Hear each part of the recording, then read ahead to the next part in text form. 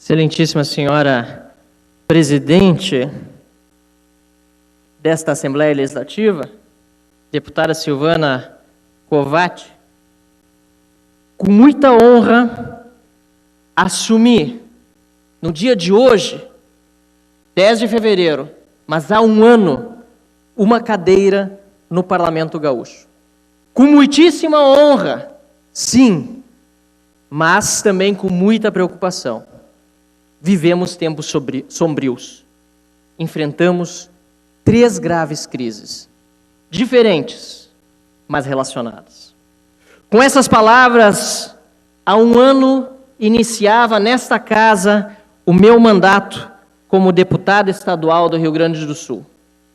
E hoje, mais uma vez, com muita honra, com muitíssima honra, venho aqui a esta tribuna fazer uma breve prestação de contas sobre aquilo que foi feito ao longo deste último ano, desde 10 de fevereiro de 2015.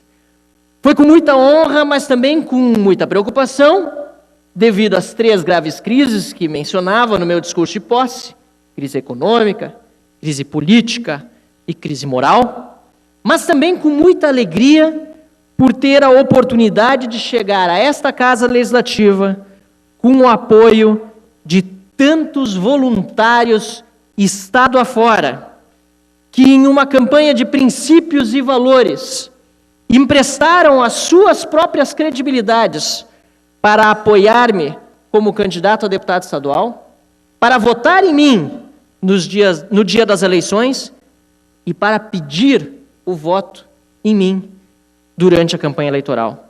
O resultado? 35.345 votos. 351 votos apenas para me tornar titular desta cadeira na Assembleia Legislativa. No entanto, em virtude da participação da bancada do Partido Progressista no governo de José Ivo Sartori, com a ida dos deputados Hernani Polo à Secretaria da Agricultura e do deputado Pedro Westphalen à Secretaria dos Transportes, pude assumir nesta Casa Legislativa o mandato de deputado estadual. Ainda antes de assumir, marcando meu compromisso com a austeridade, com respeito ao dinheiro público, decidi, assim como decidiu também o governador e o vice-governador do estado, abrir mão da diferença salarial correspondente ao aumento que havia sido aprovado na legislatura passada.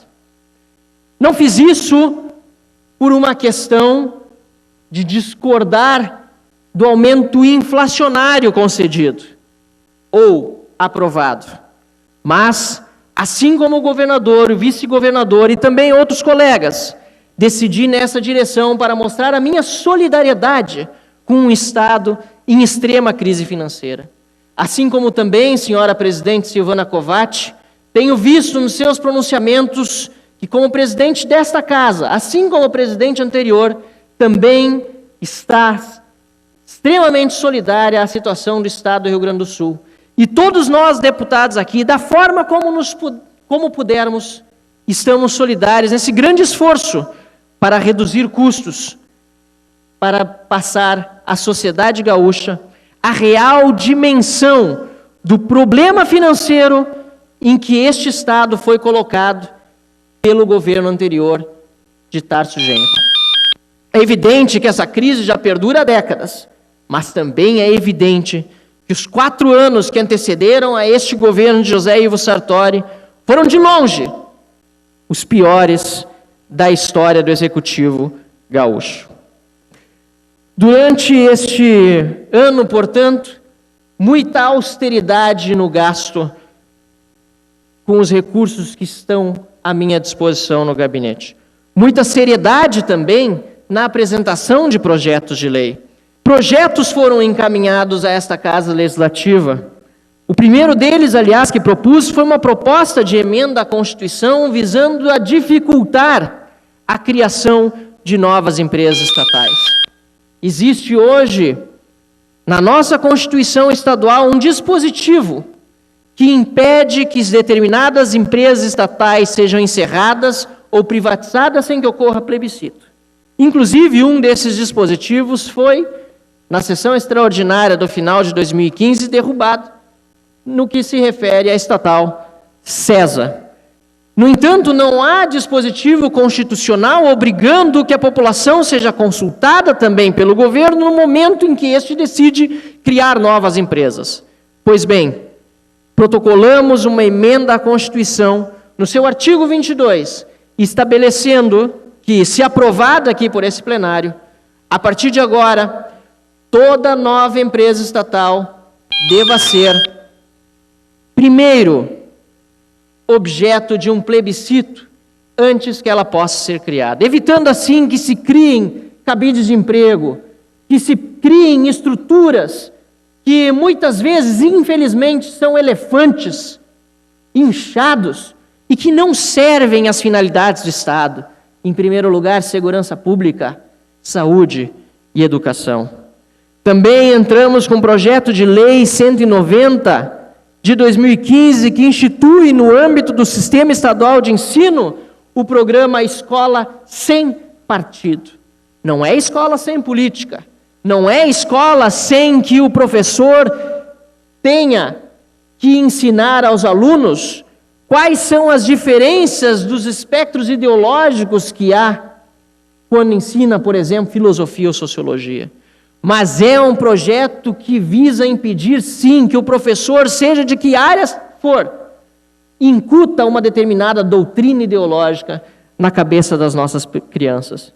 Infelizmente, senhora presidente, com muita e assustadora frequência, recebo relatos de estudantes e de pais de alunos reclamando que há maus professores que tentam incutir doutrinação ideológica na cabeça de crianças indefesas. Em homenagem ao bom professor que não ensina, ou melhor, que não doutrina, mas ensina, que protocolamos o projeto de lei inspirado no programa Escola Sem Partido, da ONG de mesmo nome. Também protocolamos um projeto de lei que está na Comissão de Constituição e Justiça, dispondo que todos os anúncios publicitários do Estado passem a incluir o valor pago pelos cofres públicos por este anúncio, seja em rádio, seja em TV, seja em meios impressos. A população tem o direito de saber quanto do dinheiro público é gasto em anúncios publicitários.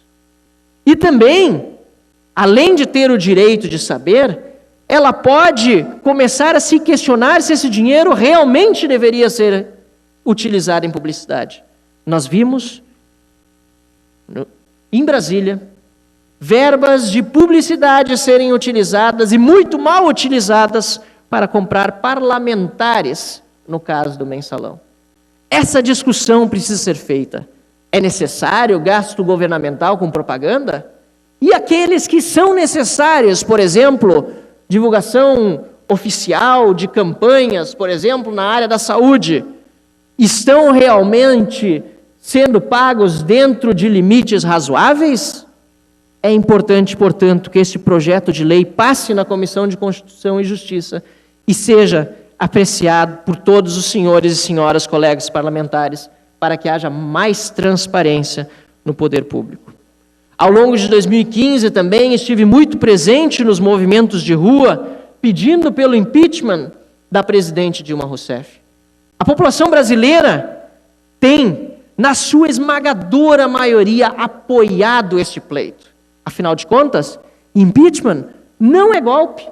Tanto é que o próprio PT pediu o impeachment do Collor, que deveria realmente passar por um processo de impeachment, pediu também o impeachment do FHC, da governadora Ieda, pediu tantas vezes e agora diz que é golpe. A população sabe que não é golpe. A população sabe que o impeachment é um instrumento constitucional. E se o PT usava a seu bel prazer, quando tinha razão e quando não tinha razão, agora precisa também aprender com a força popular de que quando o povo tem razão, e quando a lei também está ao lado daqueles que propõem que seja encaminhado esse processo de impeachment da presidente da República, ele deve ser, de fato, encaminhado, garantindo o total direito à defesa, mas deve ser encaminhado porque o Brasil não aguenta mais, e as ruas demonstram isso, e vão continuar demonstrando em 2016, não aguenta mais este governo que nos deixou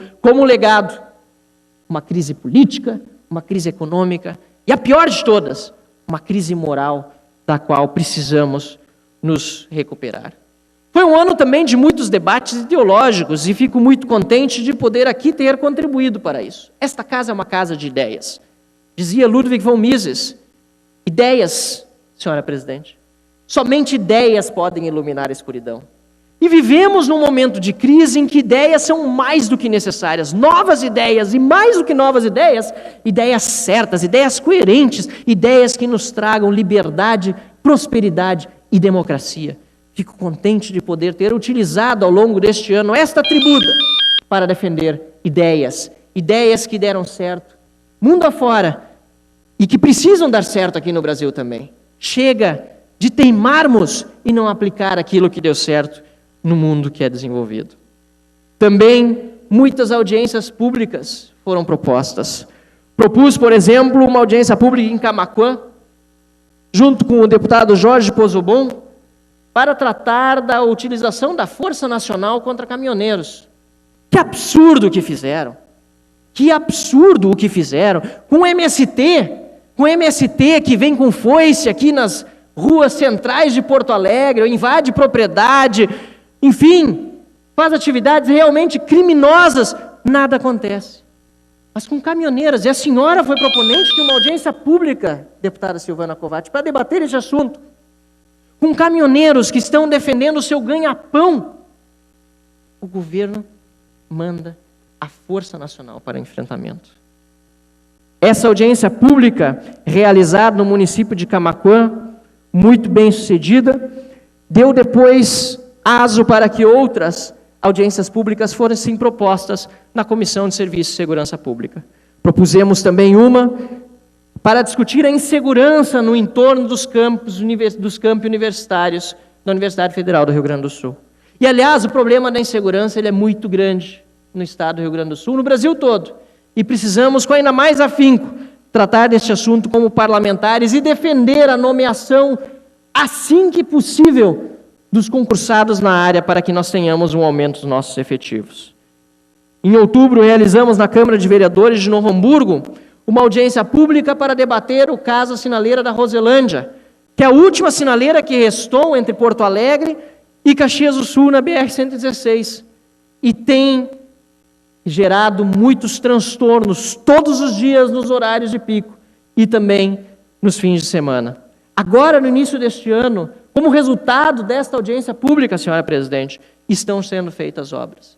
Muito também, creio eu, do nosso questionamento feito aqui nessa tribuna e também no Ministério dos Transportes em Brasília.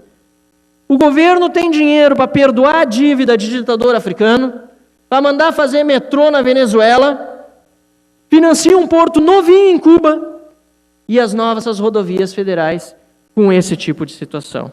Fico muito contente, portanto, que essa audiência pública tenha resultado agora nessas obras que estão sendo realizadas na BR-116.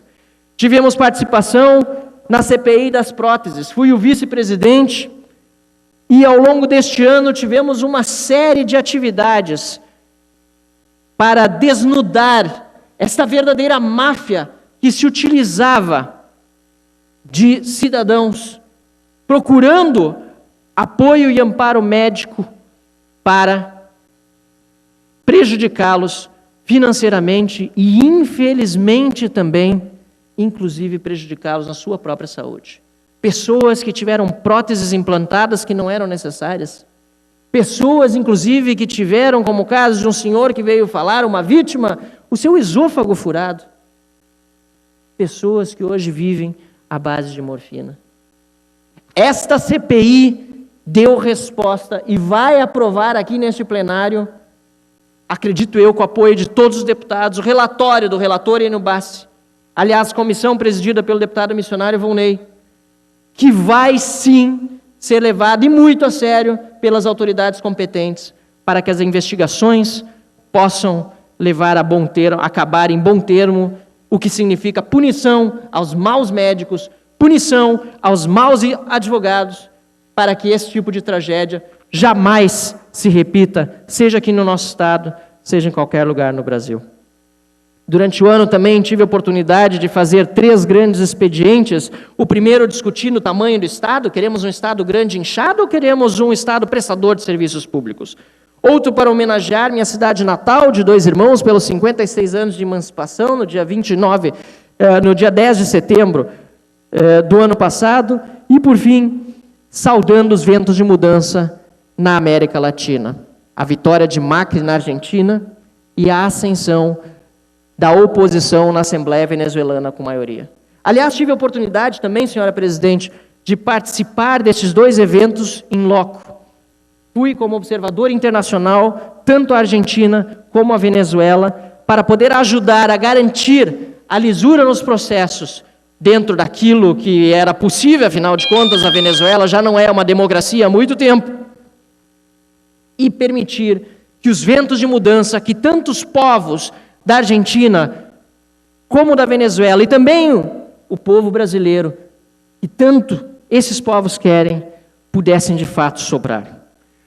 Por fim, senhora presidente, durante o recesso em viagem para visitar familiares na Holanda, aproveitei também para acompanhar a discussão que o deputado Pedro Westphalen está fazendo sobre o nosso sistema hidroviário no Rio Grande do Sul. Um dos melhores do Brasil, mas extremamente subaproveitado. E com a parceria com os holandeses, temos hoje a convicção de que o governador José Ivo Sartori quer sim desafogar as nossas rodovias, aliás, concedê-las também, afinal de contas não há que se ter preconceito com a iniciativa privada, mas não só concedê-las, desafogá-las, permitindo que outros sistemas, hidroviário, por exemplo, e também o aeroportuário, aeroviário, sejam melhor utilizados. Concluo, senhora presidente, esse meu breve relato muito contente. Sim, estava preocupado quando assumi e continuo preocupado com os rumos do país. Mas, sobretudo, fico contente que durante este 1 ano de mandato, aquilo que me comprometi a fazer, dentro das minhas limitações e com a parceria da minha fantástica equipe que nunca me faltou, pude fazer cumprir ao longo deste 1º ano de mandato. Uma aproximação maior do cidadão com a política, isso é que nós todos deputados queremos. Vivemos uma crise política. O cidadão vê partidos políticos, em geral, como indignos da sua credibilidade. Precisamos mudar essa credibilidade no sistema político e a credibilidade em todos nós que estamos aqui. Por esse motivo, reaproximar o cidadão da política, trazendo-os para visitar o gabinete, essa Assembleia Legislativa, é muito importante. E conto nesse sentido, senhora presidente, com todos os seus esforços, para que possamos também ampliar nessa Assembleia Legislativa o conhecimento da população em geral da importância que tem a democracia representativa para uma nação realmente próspera e livre. Conte comigo nesse sentido. Precisamos trazer o máximo possível a população aqui para dentro, para que entenda o real papel da democracia, para que se sinta mais representada e, principalmente, para que saiba que nós, representantes da população democraticamente eleitos, estamos aqui para dar o melhor durante não apenas um 1º ano de mandato, mas durante um mandato todo e aqueles que têm vocação durante uma vida toda de atividade política. Muito obrigado, senhora presidente.